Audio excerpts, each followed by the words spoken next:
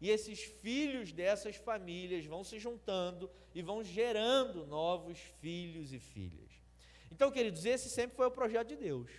Quando nós analisamos as Escrituras lá em Gênesis, a primeira ordem dada pelo Senhor ao homem é justamente a ordem da multiplicação.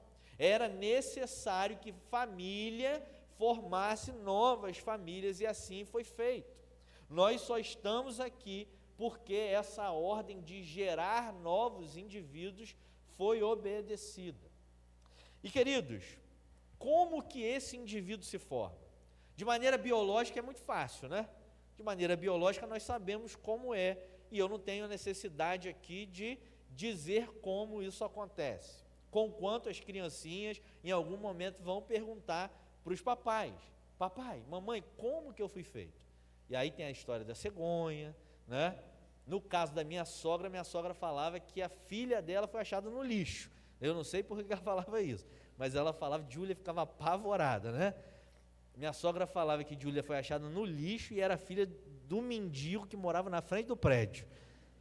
Olha que coisa, que história maravilhosa que minha sogra inventou, né? Minha sogra tem uma criatividade que é um negócio impressionante. Deve estar nos assistindo pela internet nessa noite.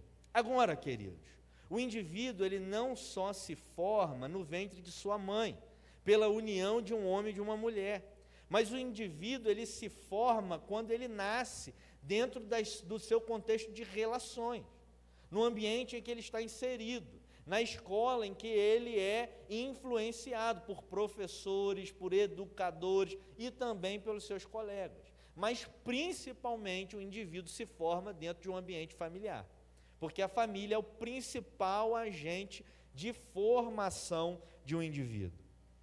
Agora, essa pergunta, como se dá a formação do indivíduo, ela não é uma pergunta com uma resposta tão fácil assim de ser respondida.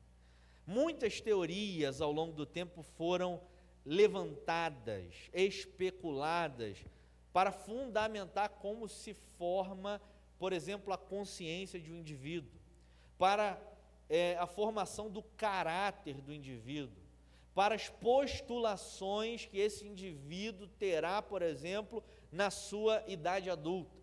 Então, muita forma de se responder a essa pergunta surgiu. Por exemplo, quando a gente pensa sobre o período de Jesus, o período de Jesus é um período onde o pensamento predominante da época era o pensamento grego. Conquanto seja o Império Romano que dominava o ambiente, no que tangia a intelectualidade, a forma de pensar, aquela sociedade pensava a partir de uma lógica grega, de uma lógica helênica. E como que os gregos enxergavam a vida? A vida é o que ela sempre foi e sempre será. Por exemplo, a gente tem um ditado que a gente fala ainda hoje, que é um ditado que corrobora para o pensamento grego, que é o ditado: filho de peixe, peixinho é. Ou seja, filho de peixe é sempre peixinho. Débora é uma excelente cantora, ou seja, Helena, cadê Helena? Não está aqui? Está ajudando lá? Helena automaticamente é uma excelente cantora. O pensamento grego era: se você nasceu escravo, naquela época existia escravidão, você vai morrer escravo. E mais do que isso, a sua descendência será necessariamente uma descendência de escravos. Escravo não gera rei, como rei não gera escravo. Esse é o pensamento vigente na época de Jesus. É um pensamento continuista. Então você não nasce como um livro aberto, mas o seu destino no pensamento grego ele já está escrito.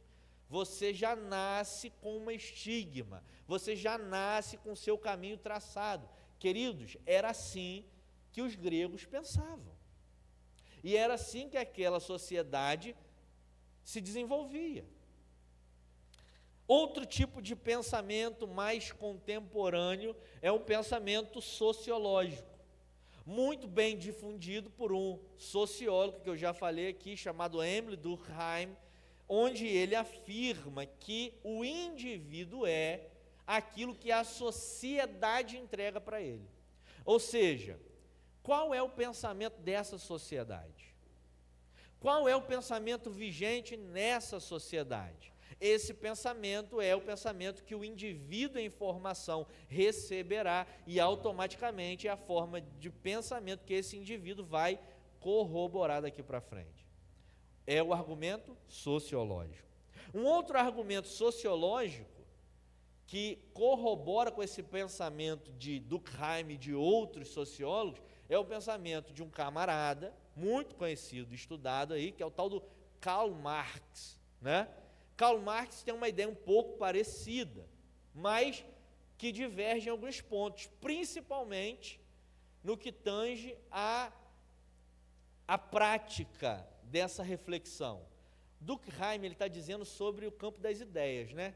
O que a sociedade pensa influencia em como as novas gerações vão pensar. O Marx ele vai dizer que não é a ideia que molda o indivíduo, mas é o material.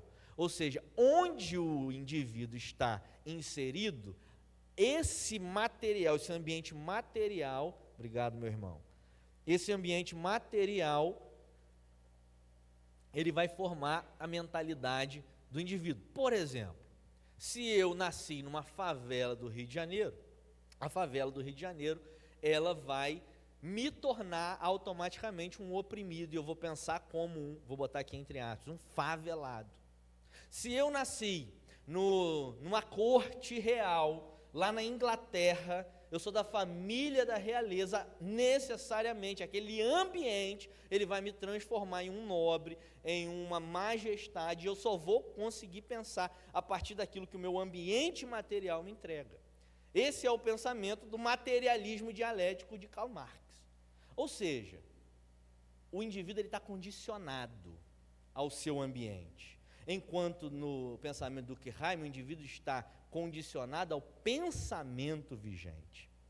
Outro tipo de explicação que surge, muito conhecida, que é o pensamento de Sigmund Freud, pai da psicanálise. Freud ele vai dizer que o indivíduo se forma a partir das relações em sua infância com seus pais. Por exemplo, se uma menina tem uma mãe que subjuga o pai,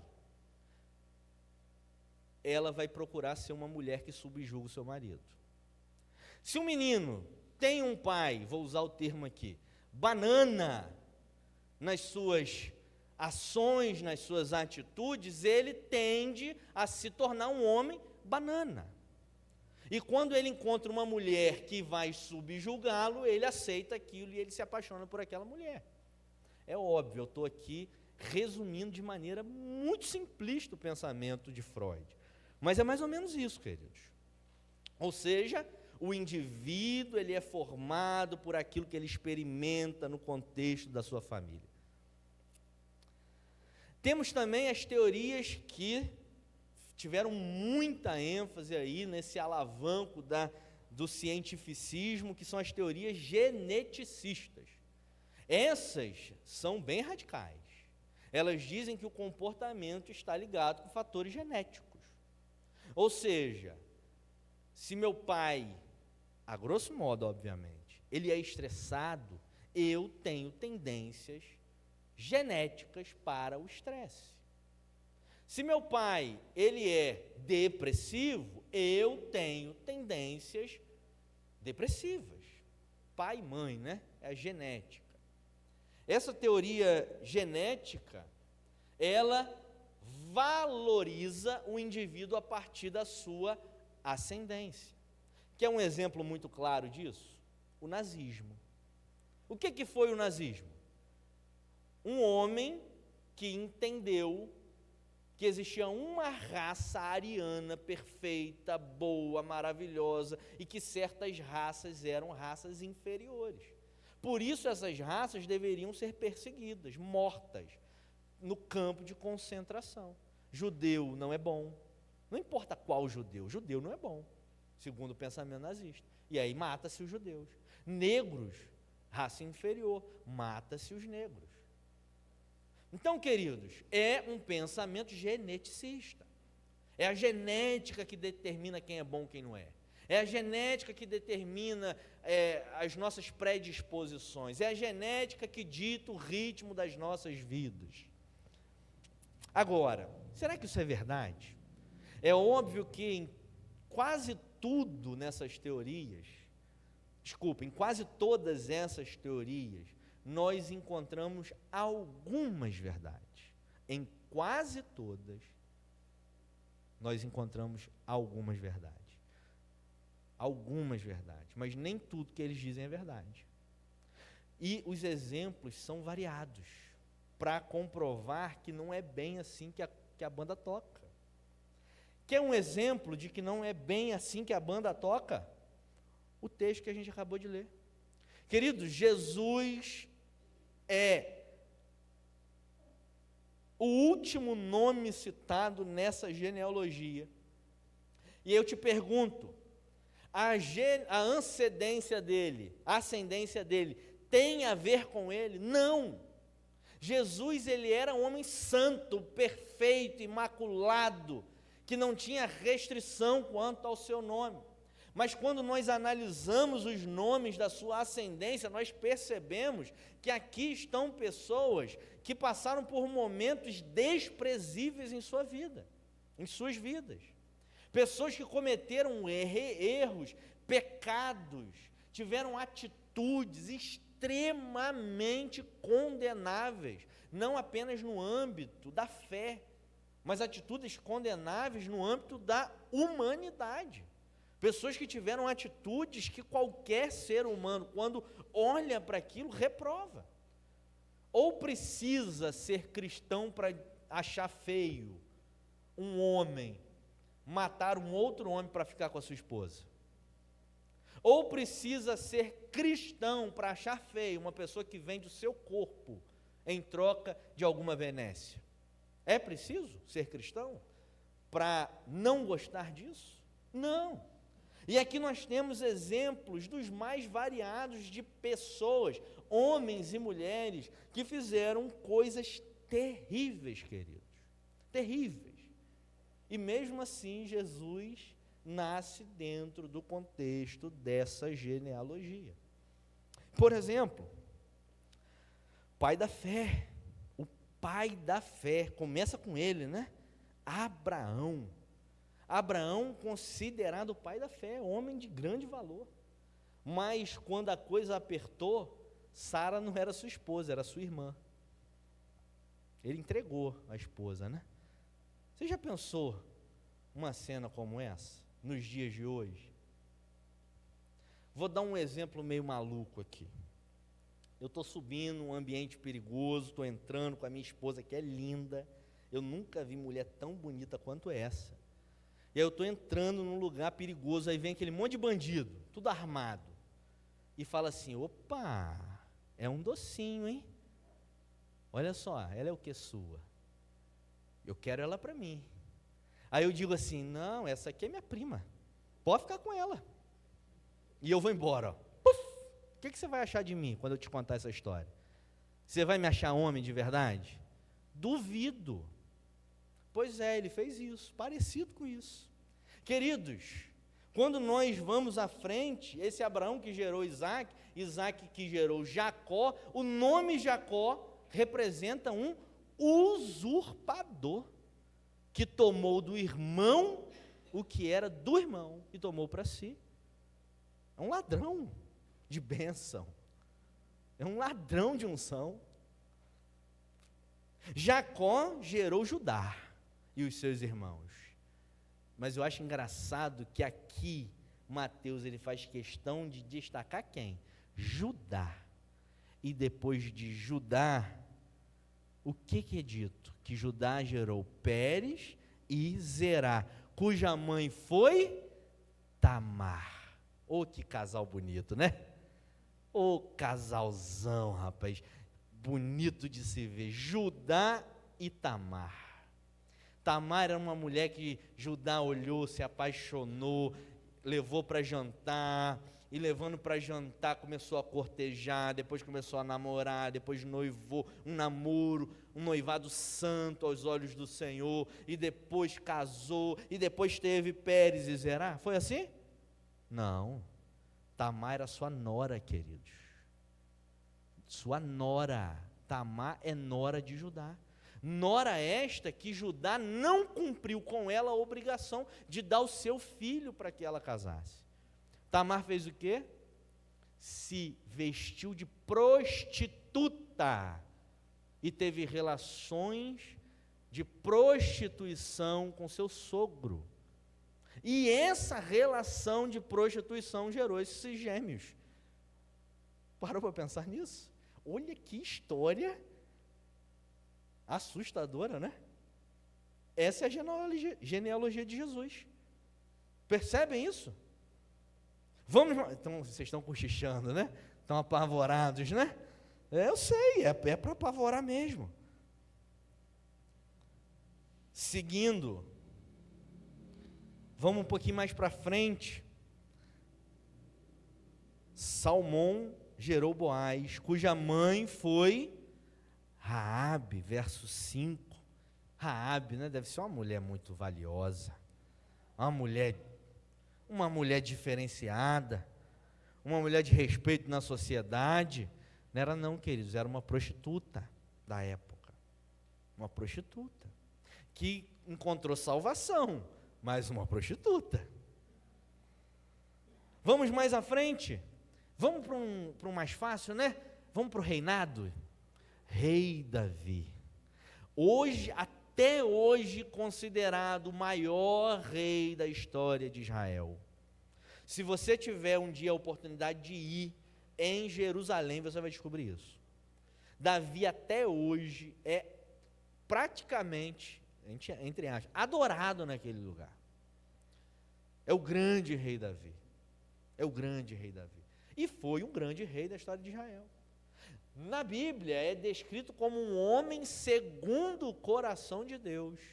Agora, é também um homem que matou um outro homem para ficar com a sua esposa. Assassino. É isso mesmo, assassino. A palavra não é diferente dessa não, assassino. Esse é o homem segundo o coração de Deus. Esse Davi, nessa relação proibida com a mulher de Urias, que foi assassinado, este Davi, com a mulher de Urias, gerou Salomão, considerado até hoje o rei e o homem mais sábio da história da humanidade. Até nos ambientes seculares, Salomão é estudado por causa da sua sabedoria, da forma de governo. Mas esse Salomão, o homem mais sábio de toda a terra, foi aquele que, por causa da necessidade de fazer novas alianças, teve mais de 1000 mulheres. E demorava 3 anos e alguns dias para poder se encontrar com todas elas e voltar ao final da fila. Está rindo? Foi o homem que, por causa dessas alianças exacerbadas, permitiu que a idolatria voltasse a Israel depois de muito tempo. Ou seja, o homem mais sábio se desviou em sua sabedoria. É a genealogia de Jesus. Vamos seguir? Salomão gerou quem? Roboão. Roboão dividiu o reino. Dividiu o reino. E não só dividiu o reino, por causa dessa divisão, o reino do norte é o quê? Destruído pelos assírios. Roboão é um dos agentes de destruição da metade nada, de 12 tribos de Israel. Parou para pensar sobre isso? 10 tribos de Israel. Roboão é pai de Abias, que reinou durante 3 anos, e foi um reinado de guerra, só conseguiu reinar em guerra, contra Jeroboão no reino do norte. Vamos pular mais um pouquinho para frente? Vamos lá no verso 10. Ezequias gerou Manassés. Manassés, quem foi esse homem? Um homem que mexeu com magia negra, um homem que era um bruxo da sua época, um feiticeiro da sua época, que depois volta atrás, que depois tem a mente iluminada pelo Senhor novamente, mas durante muito tempo se tornou um bruxo, profanou o altar, ofereceu seus filhos como sacrifício humano. Consegue perceber isso? Pegou o filho para sacrificar em nome de outros deuses. Sério isso, né, queridos? Deixa eu explicar uma coisa. Genealogia de Jesus. Genealogia de Jesus está aqui, ó. Ascendência de Jesus Cristo. Jesus, filho de Maria, o Cristo. Eu poderia aqui citar tantos outros. Eu poderia falar aqui sobre muitos outros nessa genealogia. Tem muitos nomes aqui que viveram situações tão terríveis, que se esse tipo de argumento, como o geneticista estivesse correto, a descendência toda estava condenada. Era raça terrível, raça inferior.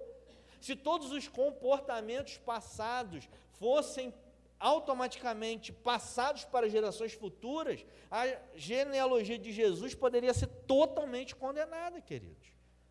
Só que muitos desses homens e mulheres que falharam terrivelmente aqui, encontraram Deus, tiveram a sua mente iluminada por Ele, encontraram salvação em Deus. Outros não, porque na vida é assim, alguns se entregam ao Senhor, outros não. Alguns querem transformação, outros não. Alguns querem mudança de vida, outros não. Então, por exemplo, talvez você tenha uma história de família terrível. E talvez você pense que isso condena a sua vida, mas não é verdade. Você é o protagonista da tua história. É você que vai definir, queridos, quem você vai ser. Não é como seu pai agiu que vai definir como você vai ser. Aquilo claramente pode te influenciar, mas não é seu pai que vai definir como você vai agir. Nem sua mãe, nem seu tio, nem sua avó. Você é o dono da sua vida. Se seu pai foi um criminoso, não necessariamente você será um criminoso ou uma criminosa. Se seu pai foi um adúltero, não necessariamente você será um adúltero ou uma adúltera. Pode até ser que você, por essa má influência, faça isso, mas isso não é condição para a sua vida. Você pode fazer diferente. Você pode fazer diferente. Não é porque a sua ascendência foi má, que você será uma pessoa má. Não é porque a sua ascendência fez coisas terríveis que você tem que fazer coisas terríveis. Então, queridos, é óbvio, isso aqui é óbvio, uma família, ela tem o poder de influenciar a nova geração, mas ela não tem o poder de determinar a vida da nova geração. Isso cabe a essa nova geração. Você, queridos, é dono da tua vida.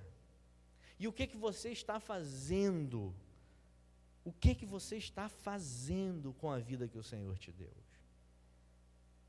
Você é alguém que cometeu atos terríveis, mas em determinado momento quis ser transformado pelo Senhor e mudou a vida?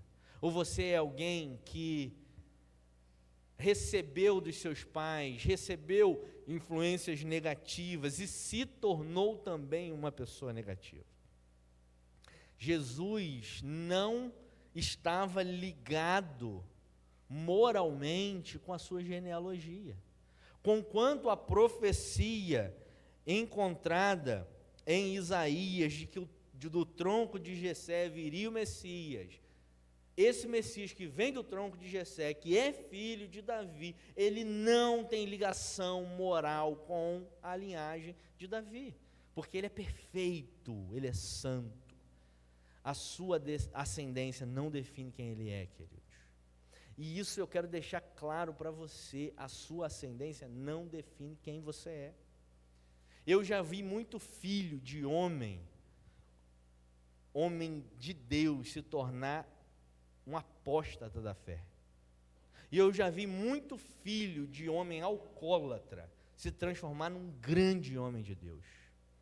Eu já vi filho de gente pilantra se formar gente de caráter.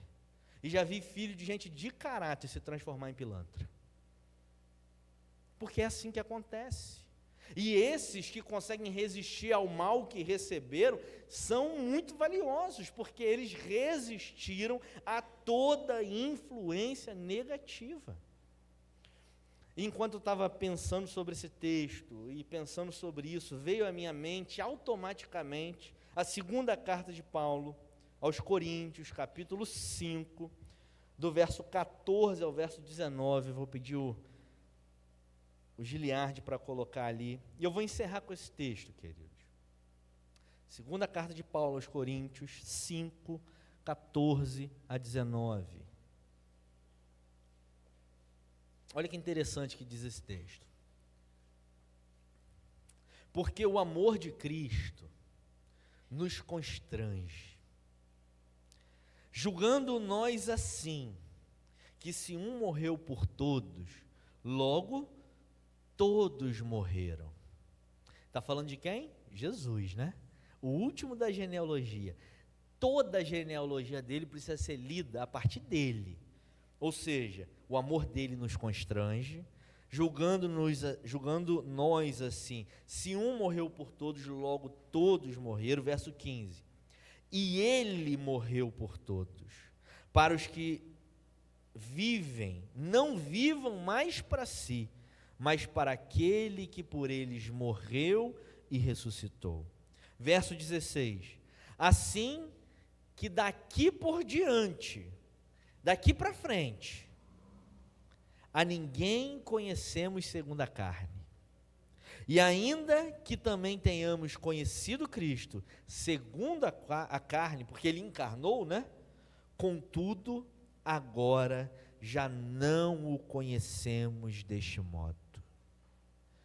Talvez a história da carne na sua família seja ruim. Talvez a história segundo a carne na sua família seja uma história que não vale a pena ser contada, porque não é de bom testemunho. Talvez as influências que você recebeu são influências negativas. Agora, queridos, entenda, essas influências não regem o destino da sua vida. Nós precisamos, como esse texto bem diz, estar em Cristo Jesus, porque aquele que está em Cristo Jesus morreu para si, para a sua carne, morreu com Ele, ressuscitará com Ele. O meu passado, a minha ascendência não pode me definir. Ah, pastor, mas eu nasci num ambiente complicado, eu nasci num ambiente de pobreza, eu nasci num ambiente de escassez, então eu me tornei bandido. Queridos, então faltou em você tomar a rédea da sua vida e ser protagonista da sua história. Você deixou que as más influências destruíssem quem você é. Ah, pastor, eu vi meu pai batendo na minha mãe e eu comecei a achar que isso era normal e hoje eu bato na minha esposa. Você não teve condição de enxergar que o seu destino não precisava ser aquele. E não precisa ser aquele. Eu dei 2 exemplos, mas os exemplos são dos mais diversos possíveis. Queridos, nós não precisamos viver segundo a carne, o que nos foi passado pela carne, mas nós podemos nascer de novo em Cristo Jesus. A carne acabou em Cristo Jesus. A obra da carne acabou em Cristo Jesus. Em Cristo Jesus a carne permanece aqui, né? A carne milita dia e noite com o Espírito. Mas não vivemos mais pela carne, mas pelo Espírito. Você vive pelo Espírito? Ou você permite que os traumas passados condicionem a sua vida? Você vive pelo Espírito ou você vive a sua vida a partir das influências negativas que você recebeu? Você vive pelo Espírito ou você culpa o seu pai por aquilo que ele fez? Você vive pelo Espírito, mas ainda está aprisionado com o que a sua mãe falou? Você vive pelo Espírito, mas ainda está aprisionado com o que o seu filho fez, para onde ele foi, qual caminho ele tomou? Queridos, quem vive no Espírito deixa de lado as coisas da carne e vive pelo Espírito. Você precisa viver por uma mente nova. Sua mente tem que ser renovada em Cristo Jesus, e assim a sua ascendência não será transformada porque ela passou, a não ser que ela ainda exista, mas a sua descendência receberá daqui para frente uma influência positiva. Se você não recebeu, seja, vou botar aqui entre aspas, o Cristo da sua descendência. Mude a história da sua ascendência e seja o Cristo da sua descendência. Mude daqui para frente. Aí o verso 17 diz: assim que, se alguém está em Cristo, olha isso, se alguém está em Cristo, é nova criação. Ou em outras traduções, se alguém está em Cristo, nova criatura é. As coisas antigas já passaram, as coisas velhas já passaram, eis que tudo se fez novo. Queridos, tudo novo. Não é algumas coisas novas, é tudo novo. Não é certas partes da vida novas, são todas novas. Tudo é novo. A mudança de olhar, é mudança de comportamento, é mudança de perspectiva, é mudança de sentimento, é mudança de emoção, é mudança de direcionamento, é mudança completa. É isso que Cristo faz. Se alguém está em Cristo, começa a viver uma vida nova. Se você ainda sofre pelo passado, busque no Senhor o novo dele. Se você tem ainda se sentido aprisionado por algo do passado, busque no Senhor uma novidade de vida, queridos, porque Ele proporciona isso. E no verso 18 diz assim: e tudo isso provém de Deus, que nos reconciliou consigo mesmo por meio de Cristo, e nos deu o ministério da reconciliação. Queridos, transformação não vem de nós mesmos, transformação não vem da nossa própria força, a transformação genuína não vem do nosso desejo, a transformação genuína vem de Deus, provém de Deus, não tem a ver com a nossa capacidade, porque se assim o fosse, todos que aqui estavam enrolados na genealogia de Jesus. Tinha gente da pior espécie ali, mas muitos foram transformados pelo poder transformador do Senhor. Olha, eu vou te contar uma coisa, eu não sei quem eu seria sem Jesus, mas eu te garanto, seria bem pior do que é hoje. Jesus faz tudo novo, queridos. Tem muita gente vindo à igreja, mas aprisionada com coisas do passado. Tem muita gente vindo à igreja, mas ainda não perdoou teu pai. Tem muita gente vindo à igreja, mas não tem condição de perdoar um filho. Tem muita gente vindo à igreja que não tem condição de perdoar uma mãe.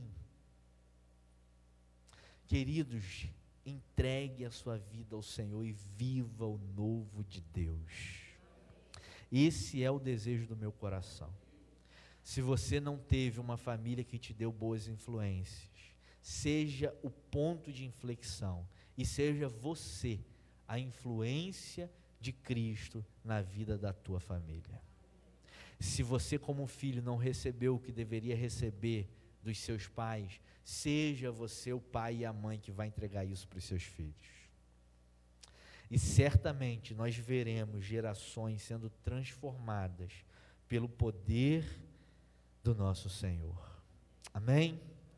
Quero chamar o ministério de louvor aqui à frente. Nós vamos adorar o Senhor como igreja dele. Vamos colocar as nossas vidas nas mãos do Senhor. Fique de pé, queridos. Nós vamos adorar ao Senhor nesse momento.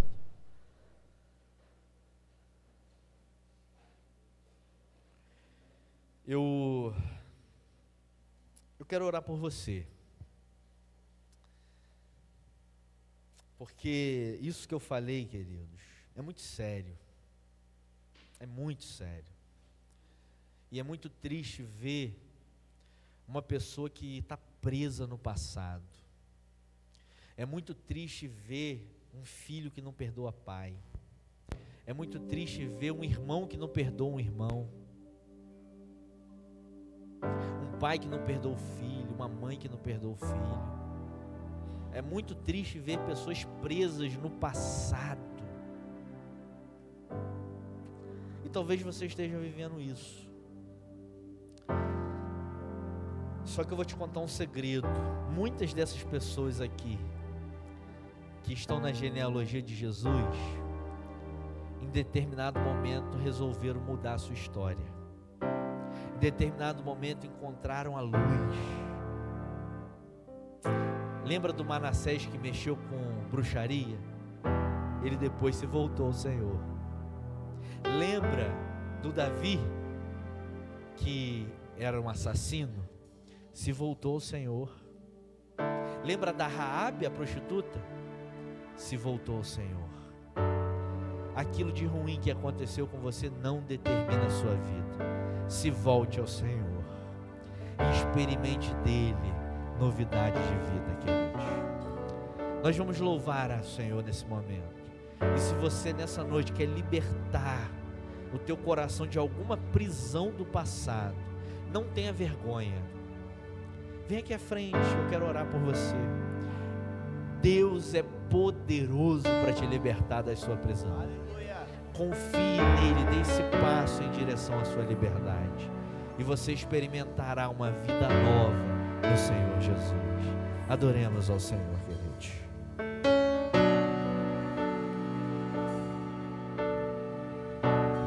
Novos sonhos, novas realizações esperam por ti.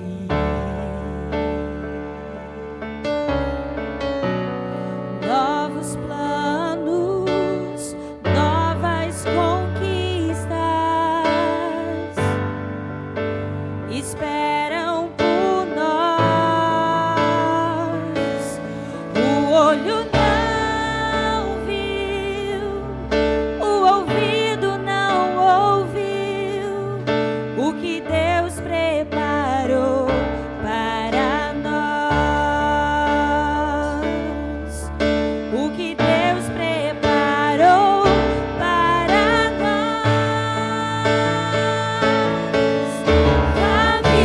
Família, pode sonhar. Mãe, seu filho vai voltar.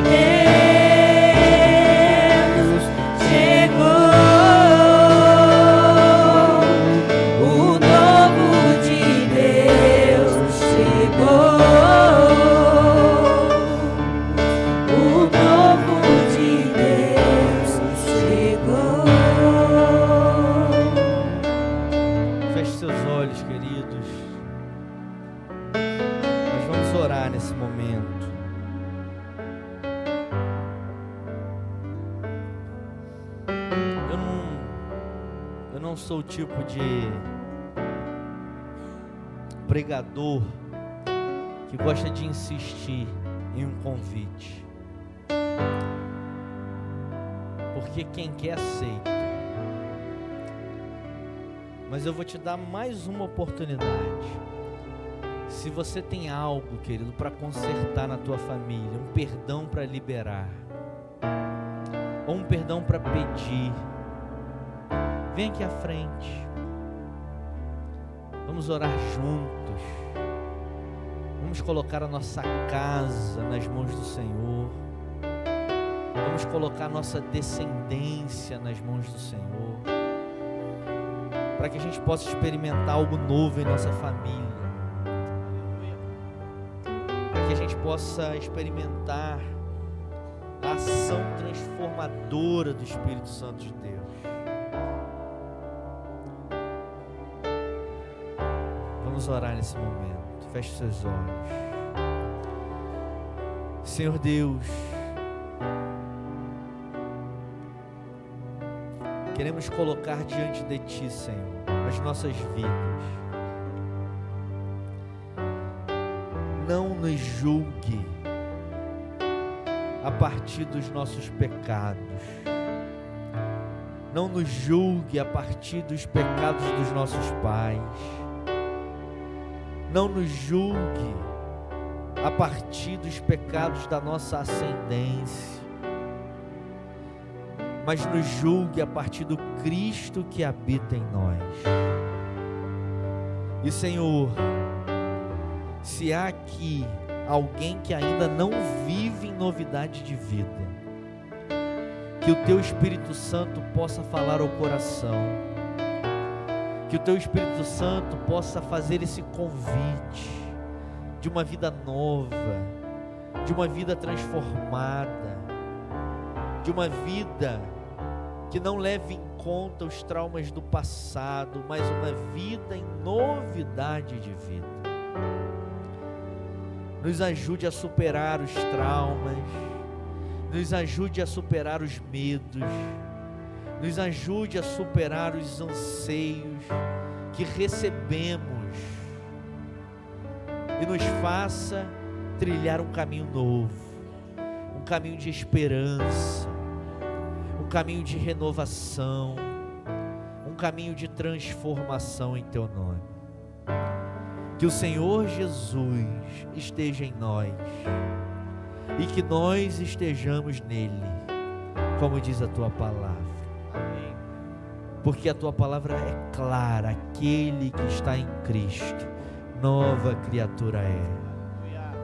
Não é regido mais pelas coisas do passado, mas tudo se faz novo em Teu nome. Que o novo de Deus seja experimentado por cada um de nós.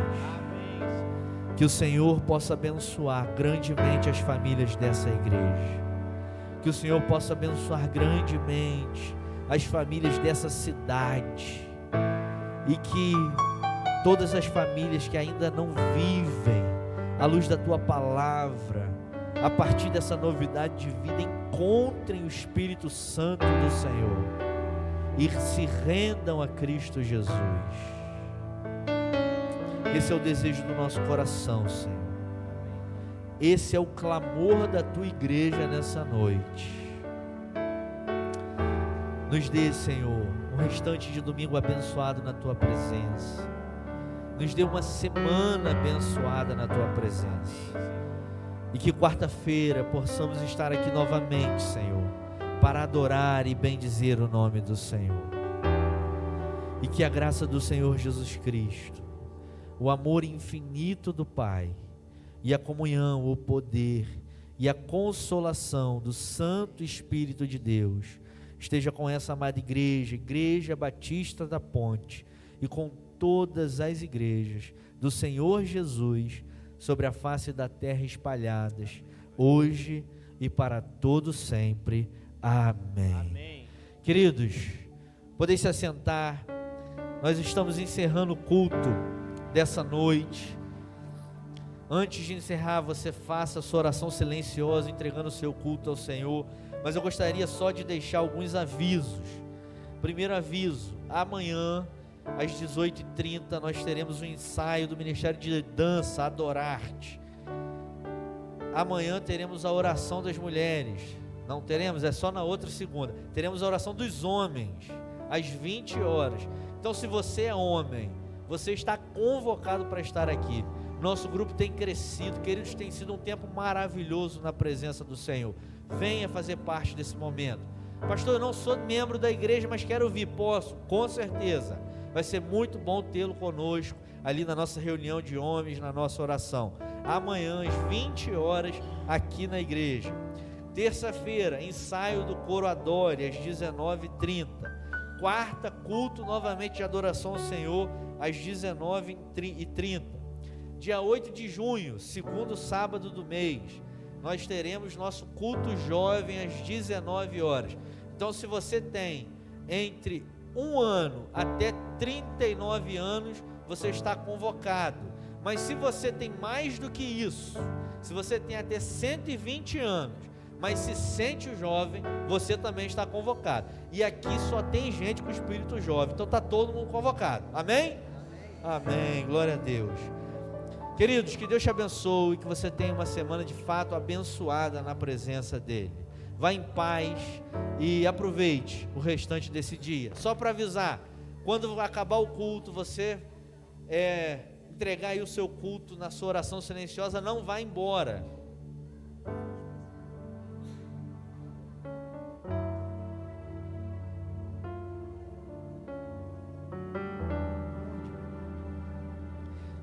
Não, na verdade é o seguinte: os jovens vão ficar aqui na igreja, não vão sair, porque tem uma reuniãozinha rapidinha, não é isso, Júnior? É isso, não é não? O povo muda o plano, gente, acredita? Júnior falou comigo que tinha uma reunião, agora já tem uma outra coisa aqui. Vai ter reunião ou não vai? É porque o Júnior vai explicar isso aqui para os jovens, menina. É que Júnior está confuso, Os jovens vão ficar aqui porque o Júnior vai explicar que vai ter uma reunião na quinta-feira. Ele vai deixar todos os detalhes aqui com os jovens. Então os jovens permaneçam aqui no templo. Os demais já podem ir lá para trás, que nós teremos ali um estrogonofe que sobrou de ontem. No Natal, no outro dia a gente fala que é o enterro dos ossos, não é isso? A gente vai ter o enterro do estrogonofe de ontem. Então você está convocado para estar conosco ali atrás, comendo aquele estrogonofe maravilhoso que nós já comemos aqui ontem à noite. E também uma sobremesa. Você está convidado a estar ali atrás conosco. Jovens, permaneçam aqui para essa reunião. Queridos, Deus abençoe e tenha uma semana de fato abençoada na presença do nosso Deus.